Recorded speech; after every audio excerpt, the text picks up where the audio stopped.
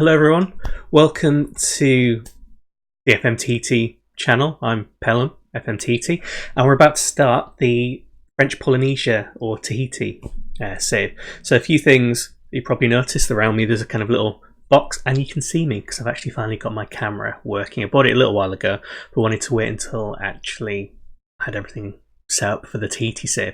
So I've not been using it for my Belfast one, which you can also see on the channel and the playlist. This is my first go at using it, so obviously something's going to go horribly wrong with the camera. If it doesn't look right, something like that, just let me know and I'll try and work on it and fix it if I can. There's no promises when it comes to that. In this first episode though, because we're launching the save, I'm just going to go through a little bit about the save, which will be information you'll have heard of before if you've followed the FM19 save. And I'm also going to cover what's new as well, which would be useful if you have covered that before as well. So there'll be a bit of repetition if you know what the channel's all about. But basically, this save is all about Tahiti and the islands around Tahiti. So Tahiti's a sort of territory in the Pacific. So it's French Polynesia, it's known as. It's French overseas territory. And Polynesia is essentially an ancient island, a long chain of islands. And you can learn more about each individual island in the series of videos I've done earlier on from FM19 about different island chains. That's the same. I'm not redoing those because it's the same information. Nothing's changed between now and then, particularly. But basically, the Polynesian culture kind of spans all the way from Hawaii at one end, all the way across down towards sort of Samoa, Tonga, towards sort of Maori sort of territories. So I've taken Tahiti, made it into a playable nation, but added fictional teams to it. So Tahiti as a place is real. A lot of these island names I've used in here are real, and I'll show you them in a second. But the league system, the clubs, the concept behind it isn't. And basically this is all based on a series of databases me and my brother used to play as a network save. So all the way back in FM12 or 13, I think it was, my younger brother created a 14 team kind of system. And then these 14 team systems, so a lot of the teams here, plus one extra, was based in the original around Tahiti and the original sort of Windward and Leeward Islands that are just around it. So places like Bora Bora, Buahine, Mahisha, all islands, Moria, all islands very close to the actual mainland Tahiti. And he created this sort of 14 team division, and we played it as a network save, and it was one of the best saves we ever played. He was in Huddersfield, I was in Ipswich. We spent quite a few evenings playing this. We got quite far in. There was lots of kind of bitter rivalries that we developed as we went along. So he was Hitiraa, the Reefers that played Marlon Brando's special island, and I played as Mahisha, the Eruptors, which is a volcanic island which doesn't actually have anyone living on it in real life. But it started off small from there, and then every year we had something different. So we added a few more teams, we added a few extra cups, then a few more teams and a few extra cups became a couple of divisions. So you've got the Premiership, Championship, then we added the Gold Development League for the under-23 teams, the Silver League for the under-23 teams, and now there's a lower league underneath this, a sort of non-active league where teams could be promoted to and from. And I'll take you through all the competitions as well in a second, but that's what it kind of evolved from. So we used to play this a lot, and then last year I decided I'd sort of YouTube it and play through my saves. I always play every year, and now it's me who makes the additions to the database rather than my brother, and I just send him a copy of it so he can play as well if he wants to. It's a bit harder to play network games now we're both adults, but we give it a good go. So basically that's the principle, and the idea within this kind of save, if you're interested in this, is for us to get to the point where we start to build a bit of a dynasty domestically, we start to produce really good players. We sort of dominate continentally, so from these Tahitian leagues we can qualify for the OCL or the Oceania or the Oceanic Champions League, so their version of the Champions League.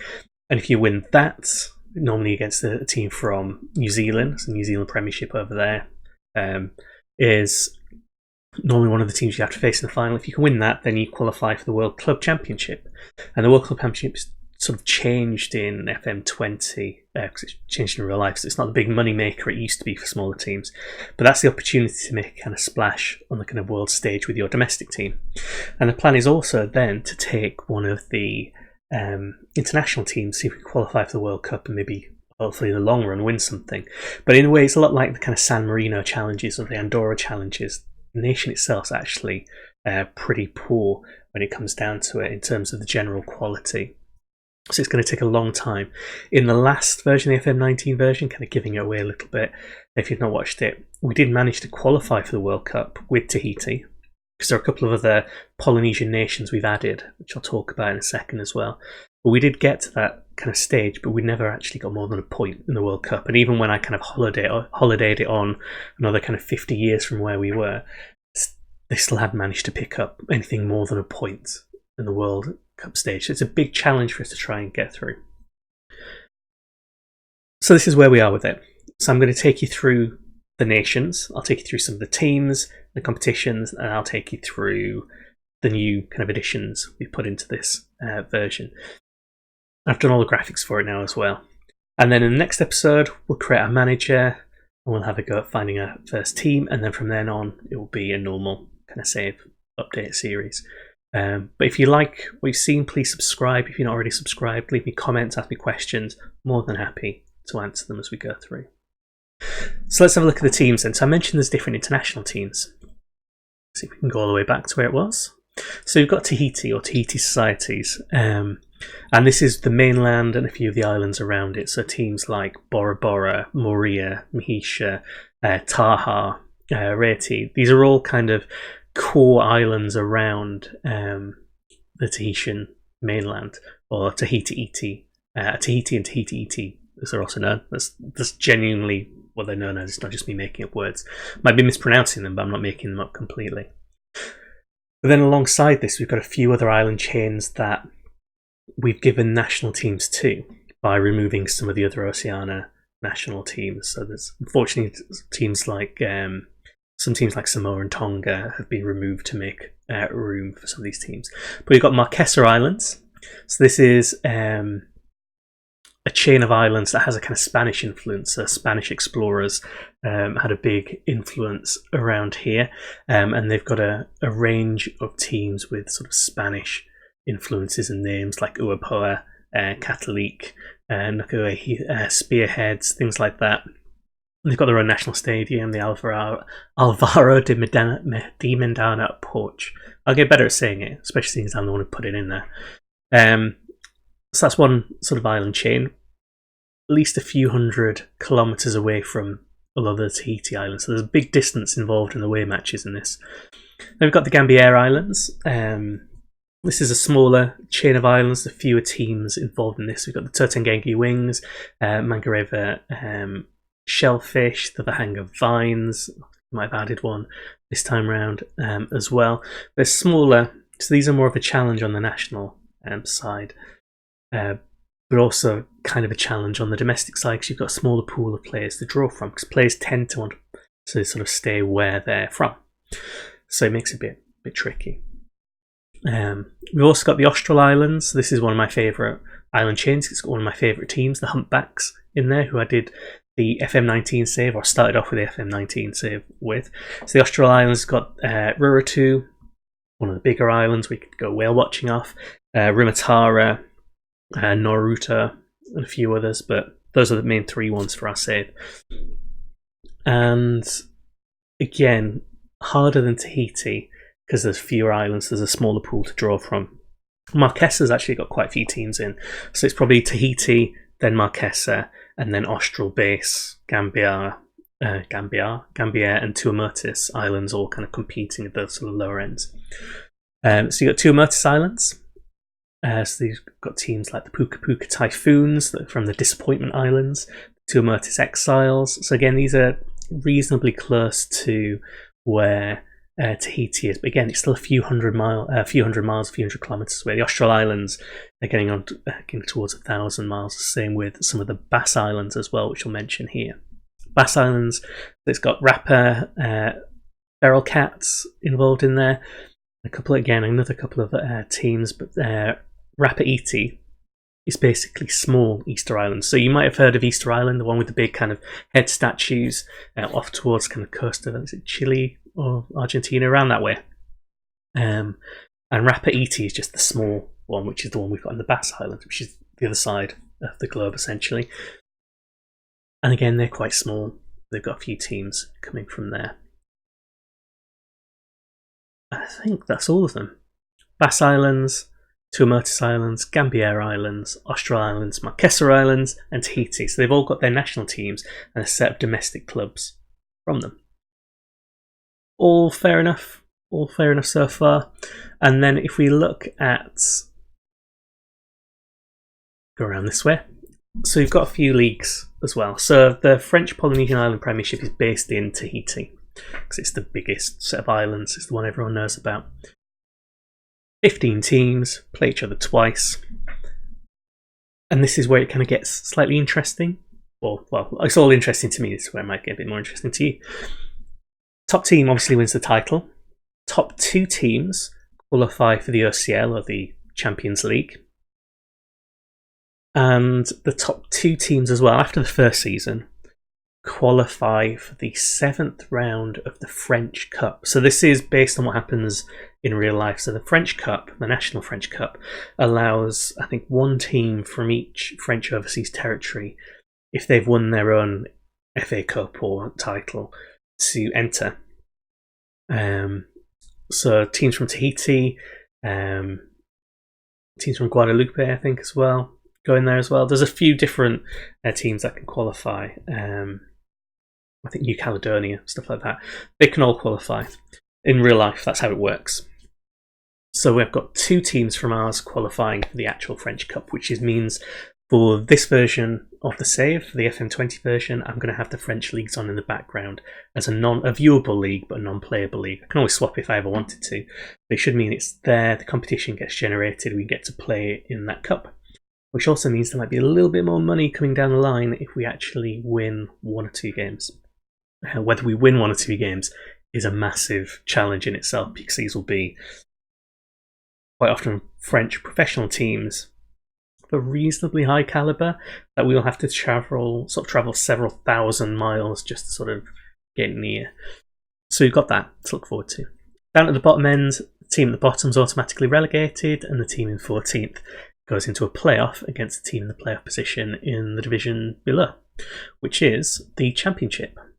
And again, similar setup, 15 teams, play each other twice, top team gets the title and goes up, team in 2nd goes into that playoff, team in 15th goes into a relegation playoff with whichever senior team finishes top of the under-23 Development Gold.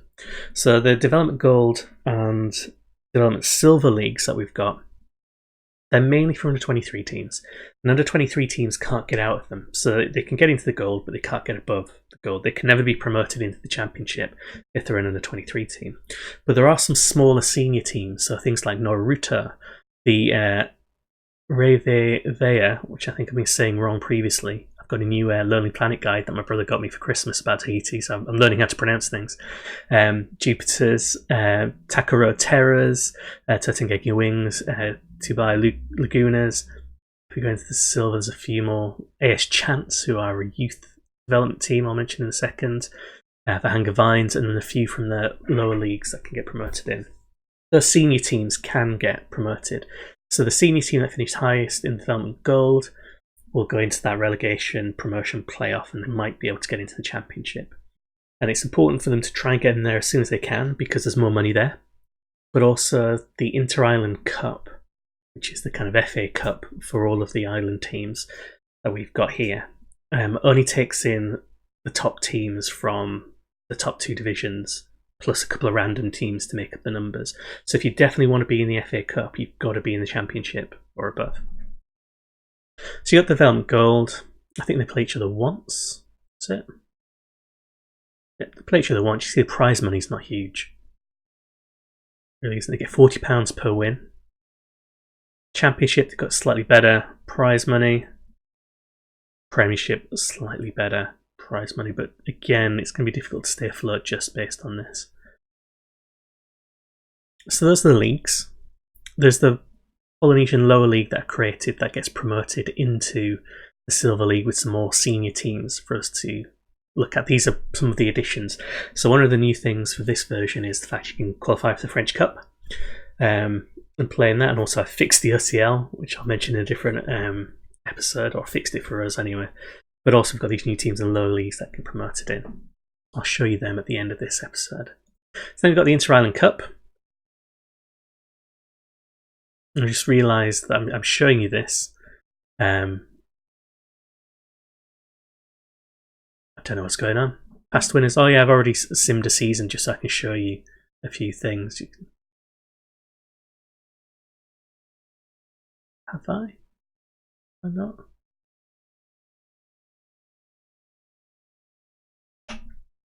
Okay, quick edit there, because I got really confused. I thought I've just loaded this up to show you everything.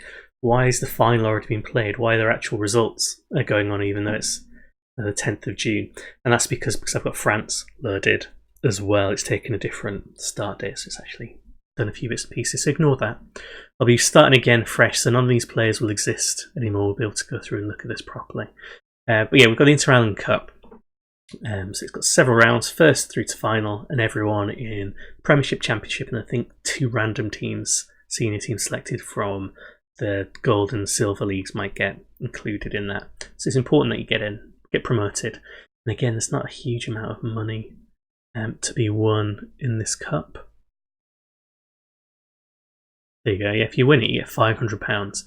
It's not a big money maker as you go through. I thought I'd change that, but who knows? Who knows? Maybe there's more money there. Then we've got the Super Cup, which essentially is the Charity Shield. So between the winner of the Premiership and the winner of the Inter-Island Cup, assuming they're both 2 different teams. Again, this is much like the Charity Shield. It doesn't really matter that much. We've got the Windward Isle Pride Trophy. And this is just for teams from the Windward side of the Tahiti kind of mainland. So just Tahitian teams. So it's got Papeete Excelsior, who are from the mainland, Meao, Manue, Mahisha, Moria, the Rangiroa Sharks, who are a new team, Teahupo'o, which are also in the new team, and Tupai. And then you've got the Leeward Isle, which is again, it's another cup competition, same setup, but with some of the teams from the Leeward side of Tahiti. So you've got Motu 1, AS Chance, Bora Bora, Huhine Islands, Maupiti, Sky Brights, Oreti, Taha, and Tetaroa. I mentioned AS Chance earlier on. So AS Chance are the kind of youth development teams. So they play in a big stadium, they've got the best youth facilities, but they can't sign anyone above 23, or they can't play anyone above the age of 23. And they're kind of amateur status as well. So they don't keep hold of the players particularly all the way through. They've kind of develop them and then they move on. But they're where the kind of, a bit like Burton is the English FA's home training ground. AS Chance on the Tahitian mainland is our kind of best hope for developing good players until we develop our own facilities.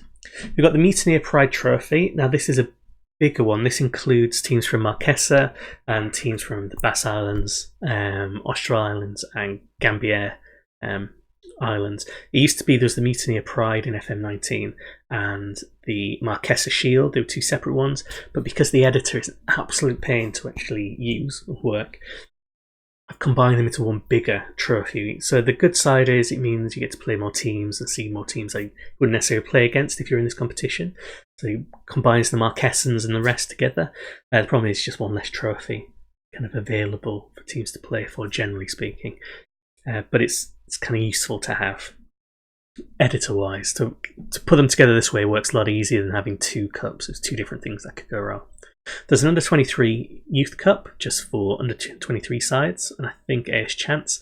And then that's it for the domestic trophies. In FM19 there used to be the Shield of Pride, where the winners of the regional trophies, the Leeward, the Windward, Marquesan and the Mutineer would all play against each other. But again, editor issues meant that wasn't particularly working, and it was just a set of, it's almost like a friendly competition at the end of the season, which didn't really make any difference to anything. So I got rid of that because we've got the French Cup potentially to be looking forward to, and the way the World Club Championship has has gone has also changed the way things work for us. So we've got plenty of games still to play. We've just had to streamline a few of those bits. I don't think it's going to affect the gameplay in any kind of negative way.